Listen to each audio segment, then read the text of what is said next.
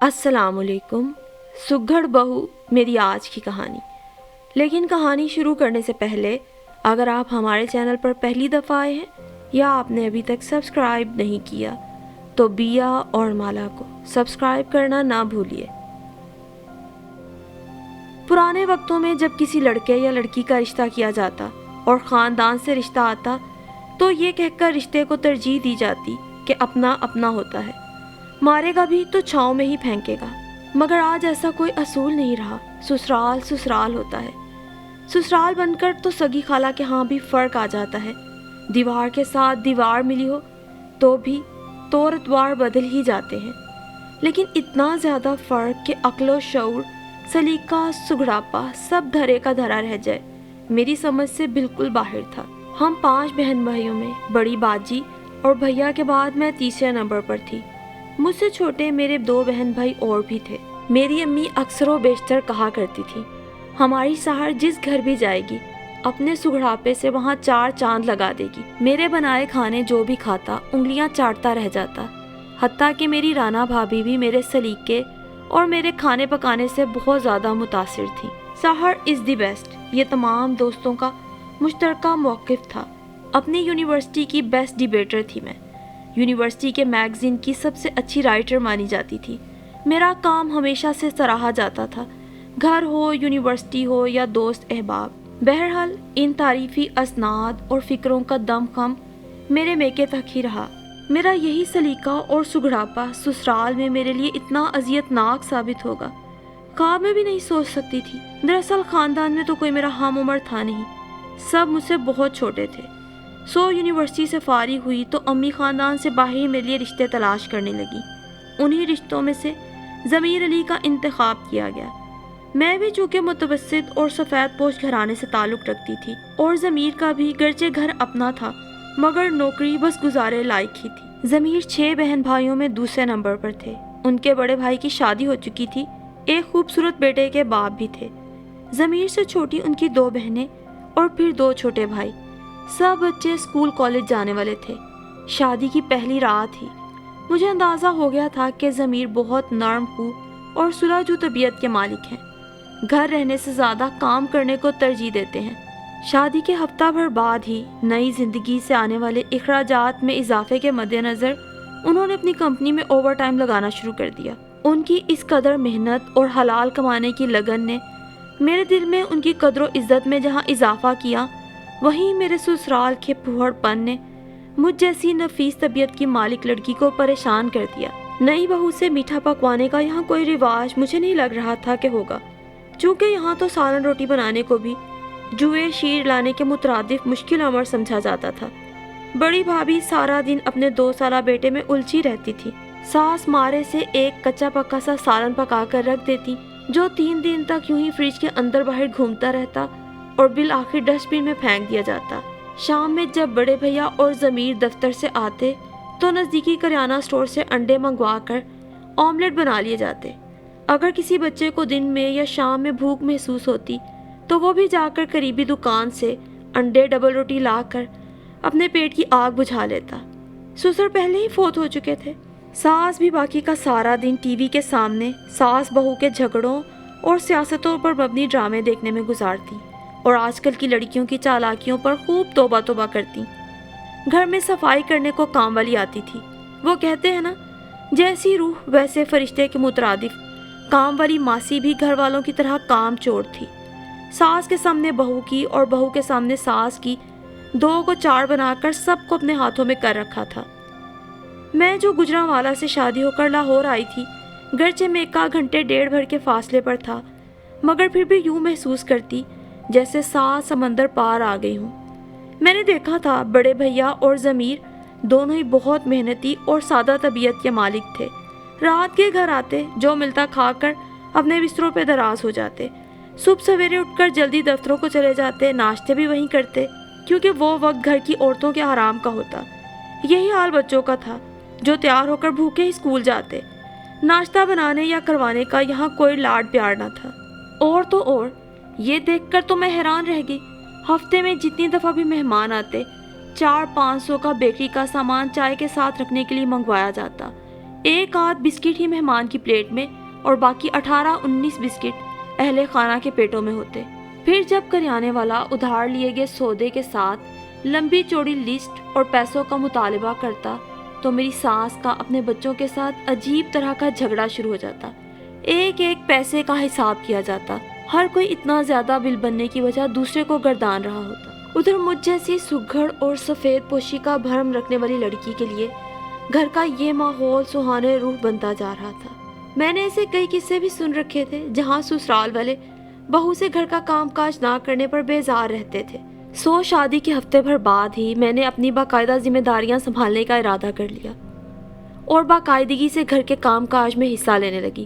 میری ساس کے پکائے سالن کھانا اس لیے بھی مشکل ہوتا کہ وہ مسالے کی صحیح سے بھنائی نہیں کرتی تھی اور کچے لہسن کی مہک سالن کے ذائقے پر حاوی رہتی۔ سالن بنانے کی ذمہ داری بھی میں نے سنبھال لی۔ میرے پکائے سالن رات میں جب ضمیر اور بڑے بھیا کھاتے تو انگلیاں چاٹتے رہ جاتے۔ پسند تو شاید میری ساس اور جٹھانی کو بھی آتے تھے، لیکن انہوں نے کبھی بھی اپنے منہ سے تعریف نہ کی۔ سچ کہوں تو میں بھی شاید یہ سب کام صرف تعریف کی خاطر نہیں کرتی تھی، بلکہ سلیقے سے کام کر کے میرے اندر تک اطمینان اتر جاتا تھا۔ مجھے تو شروع سے عادت تھی جلدی سونے کی اور جلدی جاگنے کی، جبکہ میرے سسرال میں تو آوے کا آوا ہی بگڑا ہوا تھا۔ رات دیر تک سب لوگ بدروحوں کی طرح جاگتے رہتے پھرتے رہتے، تمام بچے موبائلوں پہ لگے رہتے، کوئی گیمیں کھیل رہا ہوتا تو کوئی واٹس ایپ پر میسجنگ میں مصروف ہوتا۔ جاگتے تھے تو بھوک بھی لگتی تھی، ہر کوئی اپنی بھوک مٹانے کے مختلف جتن کرتا۔ رات بھر میں کچن برتنوں سے بھر دیا جاتا۔ کچھ عرصہ تو میں بستر میں لیٹی کروٹیں بدلتی رہی، بالآخر برداشت نہ ہوا تو فجر کے بعد جاگ کر کچن میں آ جاتی۔ پہلے تو رات بھر کے جوڑے ہوئے برتن دھوتی، کچن کی کچھ حالت سدھار کر ناشتے کے لیے آٹا گوندتی، انڈے ہوتے تو آملیٹ کا سامان کاٹ لیتی، نہ ہوتے تو ہری مرچ ٹماٹر کی نمک ڈال کر مزیدار سی چٹنی پراٹھوں کے ساتھ پیش کر دیتی، جو کہ ضمیر کی پسندیدہ ڈش کا درجہ حاصل کرتی جاتی تھی۔ سب کو ناشتے کروا کے کچن کے کام سے فارغ ہوتی ہی تھی کہ کام والی آ جاتی۔ اس کے سر پہ کھڑی ہو کے اب میں کام کروانے لگی تھی، کونوں کھدروں سے جھاڑو دلواتی، ہر جگہ کی جب چیزیں اٹھا کر بھی صفائی کرواتی تو چند ہی دن میں وہ مجھ سے اختہ ہو گئی۔ اس کی ہر بات کے جواب میں اسے اچھے طریقے سے ڈانٹ دیتی اور سیدھے سے کام کرنے کی ہدایت دیتی۔ گھر کے معاملات کو کچھ سدھارا تو ضمیر بھی کافی مطمئن رہنے لگے۔ اکثر کہتے، سحر میری بہنوں کی تربیت اپنے طریقے سے کرو، کیونکہ امی کے بعد بڑی بھابھی کی شخصیت میں بھی عجیب سا پھوڑ پن ہے۔ میں چاہتا ہوں کل کو میری بہنیں جن گھروں میں بیاہ کر جائیں تمہاری طرح مٹی کو سونا بنا دیں۔ میرے لیے ضمیر کے یہ الفاظ بے انتہا قیمتی تھے اور میرے حوصلوں کو مزید بڑھانے لگے تھے۔ میری شادی کو 3 ماہ گزر چکے تھے، میکے صرف میں 2 بار ہی جا پائی تھی۔ اپنے سسرال والوں کے مزاج کو اب میں کافی حد تک سمجھنے لگی تھی اور اپنے سگڑاپے سے سب کے دل جیتنے کا تہیا کیے بیٹھی تھی۔ وہ ہفتے کا ہی دن تھا جب میں اپنی چھوٹی نند ہانیہ کے ساتھ قریبی مارکیٹ گئی۔ میں اپنے میکے میں بھی بھابھی یا امی کے ساتھ جا کر شاپنگ کر لیا کرتی تھی۔ ضمیر نے رات ہی مجھے 2000 دیے تھے کہ زیادہ سردی آ گئی ہے، اپنے لیے کوئی اچھا سا گرم سوٹ لے آؤ، مگر میں اپنا ارادہ بدل چکی تھی۔ میں نے بازار آتے ہی گوشت دال کے علاوہ کچھ ڈرائی فروٹ خریدے۔ ہانیہ حیران بھی تھی کہ گوشت وغیرہ ہم عورتیں نہیں خریدتی، بھائی سے منگواتی، مگر میں نے اسے پیار سے سمجھا دیا کہ قریب ہی تو مارکیٹ ہے، کیوں مردوں کو تنگ کرنا۔ گھر آئی تو ساس کا منہ تھوڑا بنا ہوا تھا۔ میرے ہاتھ میں اس طرح کے سودے سب دیکھ کر مزید منہ پھلا لیا۔ مجھے یقین تھا کہ جب میرے یہ سب چیزیں لانے کی وجہ انہیں معلوم ہوگی تو وہ خوش ہو جائیں گی، ضمیر بھی بہت مطمئن ہوں گے۔ پورا دن لگا کر میں نے کباب بنائے، رول، سموسے بھرے، سب فریز کر دیا۔ ادھر ڈرائی فروٹ نکال کر باریک کاٹ کر اپنے جہیز میں لائے جار نکال کر بھر دیے اور اپنی ساس کو بڑے فخر سے بتایا، امی آج سے مہمانوں کی آمد پر آپ کو پریشانی نہیں ہوگی، یہ جار ہم کبابوں اور چائے کے لوازمات کے ساتھ رکھ دیا کریں گے۔ پورے دن ایک ٹانگ پر کھڑے رہنے اور کام کرنے کے باعث تھکن محسوس ہونے لگی تو شام میں پلاؤ کی یخنی بنا کر کچھ دیر کو کمرے میں آرام کرنے آئی۔ کمبل لیتے ہی نیند آ گئی۔ آنکھ کھلی تو عصر کی اذانیں ہو رہی تھی۔ جلدی سے اٹھ کر نماز پڑھی۔ لاؤنج میں آئی تو عجب طرح کی خاموشی تھی۔ سب کو ڈھونڈتی ڈرائنگ روم میں آئی تو امی اور انا بھابھی کو دیکھ کر بے ساختہ میری چیخیں نکل گئیں۔ ارے امی بھابھی، آپ لوگ کب آئے؟ بتایا کیوں نہیں؟ अम्मी के चेहरे पे अजीब से तासुरात थे। मुझे घबराहट होने लगी। भाभी फौरन बोली, पागल, सरप्राइज बताकर तो नहीं देते। अम्मी कल से तुम्हें याद कर रही थी, सो हम लोग सुबह नाश्ते वगैरह से फारिग होकर बस से आ गए। कुछ देर तक सबके साथ बैठे, मगरिब की अजान हो गई। अम्मी और भाभी भी मेरे कमरे में ही नमाज पढ़ने आ गई। नमाज वगैरह से फारिग होकर मैंने चाय का पूछा तो अम्मी बोली, पिला दी है तुम्हारी सास ने। अंदाज बहुत अफसुर्दा था। आप लोगों को तो भूख लगी होगी, सुबह के घर से निकले हुए हैं। नहीं, हमने रास्ते में खाना खा लिया था, अभी चाय के साथ नीमको वगैरह भी खा ली है। मैं जानती थी अम्मी झूठ बोल रही हैं। मुझे इस बात पर भी हैरानी हुई कि घर वालों ने अम्मी के सामने चाय के साथ कबाब या समोसे वगैरह क्यों ना रखे, जबकि अम्मी मेरी शादी के बाद बाकायदा पहली दफ़ा मेरे ससुराल तहाइफ से लदी फदी आई थी। भूख तो मुझे खुद भी महसूस हो रही थी। सोचा अभी जाकर कबाब वगैरह गर्म कर लाती हूँ। तभी अम्मी बताने लगी, हम आए तो घर के सब लोग खाना खा चुके थे, तुम सो रही थी। अम्मी मैं सुबह जल्दी उठ जाती हूँ ना, नाश्ता वगैरह बनाया, फिर कुछ और काम थे। रात के खाने की भी तैयारी करके सोई थी। पुलाव की यखनी मैंने तैयार कर ली थी। थोड़ी देर आराम करने आई थी, आंख लग गई। हाँ, तुम्हारी सास के हाथ में जो प्लेट थी, अंदाज़ा हो रहा था कि पुलाव ही होगा। भाभी भी हंसी। बच्चे भी केचप के साथ कबाब का शुगल फरमा रहे थे। भाभी वगैरह को कुछ देर में आने का कहकर जब मैं कबाब और समोसे फ्राई करने की गर्ज से किचन में आई तो सिंक मुंह तक गंदे बर्तनों से भरा हुआ था। केचप लगी खाली प्लेटें भी शेल्फ पर पड़ी थी। मुझे हैरत हुई, थोड़ी ही देर में जाने कौन से मेहमान आए। खैर, फ्रीज़र खोला तो बिल्कुल खाली। तब जोर का झटका मुझे लगा और सारी बात मेरी समझ में आ गई कि पहले जो बच्चे अपनी भूख ब्रेड और अंडों से मिटाते थे, उन्होंने आज एक ही झटके में फ्रीज किए हुए समोसों और कबाबों से अपने पेट की आग बुझाने का बंदोबस्त किया है। चावलों के पतीले का ढक्कन उठाया तो सब चावल खाए जा चुके थे। बगैर चिकन के बस एक प्लेट ही वहाँ मौजूद थी। मैंने वही गर्म करके अम्मी और भाभी की तवाज़ो कर दी। दिल ही दिल में सबकी इस दर्जा बेहिसी पर खून के आंसू बहा रही थी कि अचानक अम्मी पर नजर पड़ी। उनकी आंखें नमनाक सी थी। अम्मी क्या बात है, बताती क्यों नहीं? कोई बात नहीं बेटा, और बात हो भी क्या सकती है। दरअसल हर घर का अपना अपना तरीका होता है, एकदम सब कुछ बदला तो नहीं ना जा सकता। तुम जो भी काम किया करो अपनी सास से पूछ लिया करो। अच्छा, तो अम्मी ने कुछ कहा आपसे? मैंने बेचैनी से पहलू बदला। हाँ, शिकवा कर रही थी कि आपकी बेटी का बचपना अभी तक नहीं गया, बहुत सोती है, फजूल खर्ची की भी अजीब सी आदत है उसकी। अम्मी के हलक में भी जैसे कुछ अटक गया था। भाभी भी खामखा इधर उधर देखने लगी। मैं हक्का बक्का अम्मी का चेहरा देख रही थी। क्या मतलब? ये सुबह 10 बजे तक सोए रहे तो ठीक है, मैं 4 बजे उठकर तमाम काम निपटा कर दोपहर के वक्त थोड़ी देर लेट जाऊं तो शिकवा है कि सोती रहती हूँ? मेरी आवाज़ में एहतजाज और इर्तियाश दोनों थे। और दिन में 200 रुपए की डबल रोटी अंडे आ जाएं तो फजूल खर्ची नहीं। मेहमानों के लिए बचत करने को मैंने जो कुछ चीज़ें बना के फ्रीज कर दी, वो फजूल खर्ची हो गई। सहर, तुम ठीक कहती हो मेरी बच्ची, मैं जानती हूँ तुम्हें। हमारे घर का माहौल कुछ और था, मगर ससुराल में, यहाँ बचत का मफहूम कुछ और ही होता है। ससुराल में सुगड़ापे का मतलब कुछ और होता है बेटा। माफ़ कीजिएगा अम्मी, क्या आपको ये पसंद आएगा कि मैं भी इन सब की तरह दिन चढ़े तक सोती रहूं, बेतरतीबी और बदसलीकगी अपना लूं? मेरा लहजा कुछ तल्ख होने लगा। मैं ये कब कह रही हूँ तुम ऐसे करो, बल्कि मैं सिर्फ इतना चाहती हूँ कि एकदम अपने तौर तरीके इन पर लागू करने की कोशिश मत करो। ये लोग तुम्हारे तौर अतवार से खुश होने की बजाय यही समझेंगे कि तुम इन्हें गलत साबित करने की कोशिश कर रही हो। मुझे उम्मीद है तुम्हें मेरी बात का मतलब समझ आ जाएगा। मेरी आंखों से टिप टिप बहते आंसू देखकर अम्मी ने मुझे गले से लगा लिया, मेरा माथा चूमा और कमर थपथपाई। मत रो मेरी बच्ची, फूहड़ लोगों के दरमियान तुम्हारे सलीके की कदर इतनी जल्दी नहीं होगी। तुम अपने तरीके से थोड़ा बहुत घर चलाती रहो, मगर देखो अपनी सास से पूछ के हर काम किया करो। मगर अम्मी, मैं एहतजाज करना चाहती थी कि अम्मी ने मुझे टोक दिया।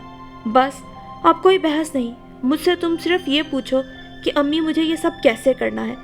बेटा, बहस से मामलात ख़राब हो जाते हैं। उसी शाम अम्मी और भाभी मुझे ढेरों नसीहतें करते वापस चले गए। मेरा दिल भी बहुत बुरा हुआ था। अब इस घर के अतवार बदलने का मेरे दिल में वो जज्बा ना रहा था। फिर भी जिस हद तक मुमकिन था मैं घर में सुधार लाने की कोशिश करने लगी। البتہ جب میں خود ماں بنی تو اپنے بچوں کے کھانے پینے کا خیال میں زیادہ رکھنے لگی، گرچہ میری ساس کا خیال تھا کہ میں اپنے بچوں کو بازاری سیریلیک اور دوسری اشیاء پر لگا دوں، مگر اس سب میں ضمیر نے میرا بہت ساتھ دیا اور میں اپنے بچوں کے لیے ہمیشہ گھر میں بنی چیز کو ہی ترجیح دیتی۔ میری شادی کو 7 سال گزر چکے تھے اور مجھ سے چھوٹی میری نند کی بھی شادی ہو چکی تھی جب ایک رات ہانیہ کے پیٹ میں شدید درد اٹھا۔ اسے ایمرجنسی میں ہسپتال لے جایا گیا۔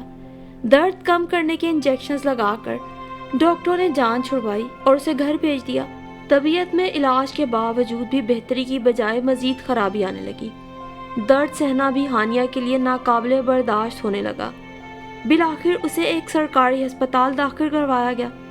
ڈاکٹروں کی بے حسی اور عدم توجہی کے باعث اس کے مرض کی صحیح تشخیص نہیں ہو پا رہی تھی۔ پرائیویٹ علاج معالجے کی ہماری حیثیت نہ تھی۔ ہانیہ کی حالت روز بروز بگڑنے لگی تو ہمارے تھوڑا شور ڈالنے پر آخرکار ڈاکٹروں نے اس کے معدے اور انتڑیوں کے کچھ ٹیسٹ کروانے کو کہا۔ وہ بھی ہسپتال سے نہیں ہوتے تھے، سو یہ انتہائی مہنگے ٹیسٹ پرائیویٹ لیبارٹری سے کروا کے جب رپورٹ ڈاکٹروں کے سامنے رکھی تو جو انکشاف انہوں نے کیا وہ روح تک کو ہلا دینے والا تھا۔ ہانیہ کو انتڑیوں کا کینسر ہو گیا تھا۔ مرض اپنے آخری مراحل میں تھا۔ ہم نے اپنی پوری کوشش کی کہ کسی طرح بھی اس کا علاج ممکن ہو سکے، مگر ڈاکٹرز نے بتایا کہ ہانیہ کی انتڑیاں اندر سے بالکل گل چکی ہیں۔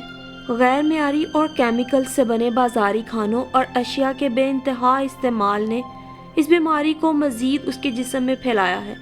زہریلے کیمیکل جسم کے اندر جذب ہو چکے ہیں۔ ہانیہ کو لا علاج قرار دے کر گھر بھیج دیا گیا۔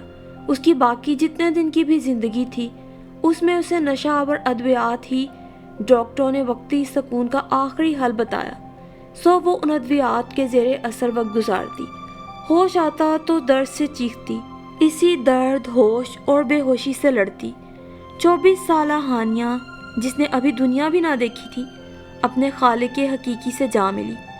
یقیناً موت کا ایک وقت معین ہے اور ہر ذی روح کو موت کا مزہ چکھنا ہے، اور یقیناً ہانیہ کسی اچھی منزل پر ہی جا پہنچی تھی، مگر ہمارے دکھ درد کسی صورت کم نہ ہوتے، خاص کر میری ساس کہ جنہیں ڈاکٹر نے بہت آڑے ہاتھوں لیا تھا کہ آج کل کی بد سلیقہ مائیں اپنے وقتی آرام کے لیے بچوں کو غیر معیاری بازاری اشیاء کھلا کھلا کر خود ہی موت کے گھاٹ اتارتی ہیں۔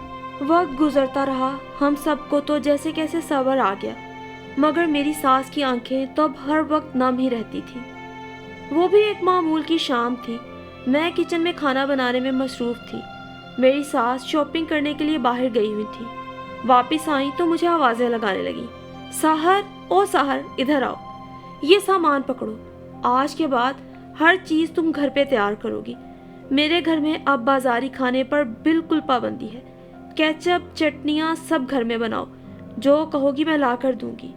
مجھے ایک دم وہ دن یاد آ گیا جب امی کے سامنے میری ساس نے میری یہ شکایت لگائی تھی کہ جب کیچپ سستا بازار سے مل جاتا ہے تو اپنے سگڑاپے کا ہم پہ روب ڈالنے کے لیے مہنگے ٹماٹر لے کر اس نے گھر میں کیوں کیچپ بنایا۔ آج یہ وہی میری ساس تھی جو سمجھ گئی تھی کہ بازار والے ہر چیز کیمیکل سے تیار کرتے ہیں۔ اپنی بات کر کے صوفے پر بیٹھ گئی اور لمبے سانس لینے لگی۔ شاید پیدل چل کر آئی تھی، تھک گئی تھی۔ ٹھیک ہے امی، میں سب بنا لوں گی، آپ فکر نہ کریں۔ میں نے پانی کا گلاس ان کے ہاتھ میں تھما کر تسلی دی۔ ہائے کاش میں اپنی سگڑ بہو کی قدر یہ برا وقت دیکھنے سے پہلے کر لیتی۔ انہوں نے خود کلامی کی تھی، مگر میرے دماغ میں تو یہ الفاظ جیسے باز گشت کرنے لگے، ہائے کاش سگڑ بہو، ہائے کاش سگڑ بہو۔